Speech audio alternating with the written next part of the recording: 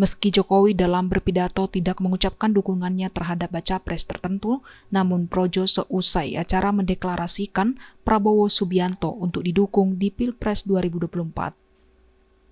Gibran juga dikaitkan akan menjadi cawapres mendampingi Prabowo bila Mahkamah Konstitusi menyetujui batas minimum usia capres-cawapres.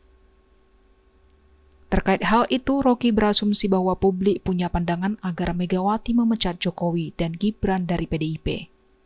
Jokowi dipecat oleh Megawati, Gibran juga. Jadi pertimbangan Jokowi kira-kira itu. Ini hipotesis kita aja sebetulnya. Tetapi hipotesis ini ada dasarnya karena PDIP tetap tidak menghendaki kadernya itu pindah ke tempat yang lain. Kan itu etika yang biasa aja kan. Tentu Ibu Mega merasa Jokowi ngapain pro Prabowo, Jokowi ngapain taruh Gibran di Prabowo. Bukankah Jokowi adalah kader